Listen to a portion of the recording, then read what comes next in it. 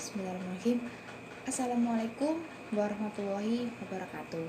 Perkenalkan, nama saya Balinda Nariswati dengan NIM 18158 dari program studi Pendidikan Guru Skala Dasar Fakultas Pedagogi dan Psikologi Universitas PGRI Adibuana Surabaya.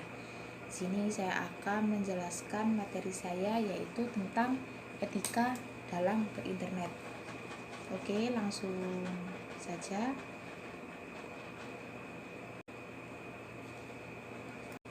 Subbab materi yang akan saya sampaikan hari ini yaitu yang pertama etika, yang kedua netiquette, yang ketiga pentingnya etika di dunia maya, yang keempat aturan pada netiquette, yang kelima pelanggaran etika berinternet, dan yang terakhir yaitu panduan mengakses internet. Pengertian etika menurut Magdi Suseno tahun 2016 adalah aturan yang digunakan oleh manusia dalam hidup yang membantu untuk menentukan apa yang benar dan yang salah. Nah, dalam bernilai juga kita harus memiliki etika.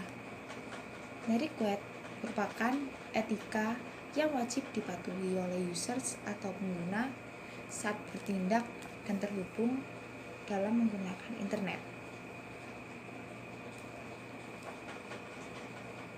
Ketika kita di dunia maya, kita juga harus punya etika. Nah, berapa pentingnya etika di dunia maya? Yaitu diantaranya yang pertama, pengguna internet berasal dari berbagai negara yang memiliki budaya, bahasa, dan adat istiadat yang berbeda-beda. Yang kedua, pengguna internet adalah orang-orang yang hidup dalam dunia anonimus atau di dunia yang memang orang-orang tersebut tidak mendeskripsikan dirinya sendiri atau memperkenalkan dirinya sendiri dalam berinteraksi dengan orang lain ketika di dunia maya. Yang ketiga, berbagai macam fasilitas yang diberikan dalam internet memungkinkan seseorang bertindak tidak etis. Yang keempat, pengguna internet akan selalu bertambah setiap saat. Jadi diharapkan untuk pengguna atau users pada dalam internet harus memperhatikan 4 pentingnya etika ini, karena kita kan tidak tahu siapakah yang sedang kita hadapi ketika di dalam dunia maya, seperti itu. Nah, ada beberapa aturan pada netiquette, itu amankan dahulu semua properti elektronik seperti komputer dengan memasang personal firewall atau antivirus.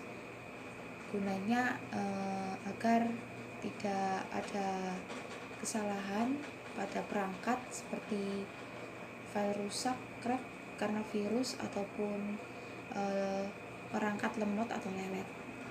Yang kedua, jangan terlalu percaya dengan internet. Pastikan alamat URL yang akan dituju terjamin keamanannya, karena ketika kita salah untuk mengunjungi suatu website, atau mungkin kita tiba-tiba dapat kiriman misterius dan diharuskan untuk memencet URL tersebut, ternyata link tersebut berdampak buruk bagi kita, yaitu seperti data diri kita bisa disalahgunakan. Jadi diharapkan untuk hati-hati ketika mengunjungi situs-situs yang memang dirasa kurang dipercaya, dan jangan juga asal pencet link-link yang memang meragukan, seperti itu. Yang ketiga, hargai pengguna lain di internet dan tidak melakukan plagiat, mengambil keuntungan secara ilegal, mengganggu privasi orang lain, dan flaming atau ekspektasi orang lain. Mohon maaf saat saya ada yang keliru ini, yang hargai pengguna lain di internet. Jadi itu maksudnya jangan dilakukan ya, yang plagiat dan lain-lain itu. Sekali lagi mohon maaf. Dan yang keempat yaitu banyak literasi digital, yaitu membaca berita dari situs satu ke situs yang lainnya. Jadi kita nggak bercu pada satu website saja untuk membaca berita. Nah, apakah pelanggar di dalam dunia maya itu akan mendapatkan ganjarannya? Ya, seperti halnya etika dalam kehidupan masyarakat, sanksi yang diperoleh terhadap suatu pelanggaran etika atau norma-norma yang berlaku adalah sanksi sosial. Namun, apabila seseorang telah melanggar undang-undang ITE seperti melakukan pencemaran nama baik, bisa mendapatkan sanksi pidana. Ada beberapa panduan untuk mengakses internet. Ada 8 panduan. Yang pertama yaitu be constructive, yaitu tunjukkan sikap dan komentar yang baik kepada orang lain sehingga akan mendapatkan feedback yang baik pula. Yang kedua adalah be safe. Pastikan setiap persoalan kita tidak membuat orang lain merasa tidak nyaman secara fisik maupun emosional. Yang ketiga, remember we are all human. Meskipun tidak ada kontak langsung dengan orang lain, ingatlah bahwa pengguna lain adalah manusia yang memiliki perasaan. Yang keempat, avoid flame. Jangan membuat ketegangan dengan orang lain. Yang kelima, choose your words carefully. Pilihlah kata-kata atau kalimat yang tepat sebelum mengomentari atau membuat postingan di internet maupun di sosial media. Yang kelima, avoid that by emoticons. Jangan berlebihan dalam menggunakan emoticon dalam mengungkapkan ekspresi diri sendiri. Jadi, diharapkan seperlunya saja. Yang ketujuh, accept the views of others. Hargai setiap pendapat yang diberikan oleh pihak-pihak yang berbeda. Karena biasanya kan di dalam dunia maya kita memiliki perbedaan argumen dengan orang lain, karena kita kan nggak hanya sama hanya dengan kehidupan kita secara langsung real life, pastinya kita akan menemukan orang-orang yang berbeda dengan kita. Jadi apapun pendapatnya kita harus menghargai meskipun itu tidak sejalan dengan apa yang kita ingin. Nah, terakhir yaitu freedom of speech may not exist. Batasi diri untuk menampilkan mana yang akan diposting dan yang perlu diabaikan.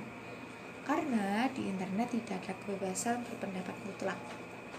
Jadi kesimpulannya, beretika ketika di dalam internet maupun di sosial media itu sangat penting, mengingat penggunanya setiap hari mungkin, atau bisa jadi setiap detik itu pasti bakal bertambah, dan juga kita tidak tahu siapakah yang kita hadapi.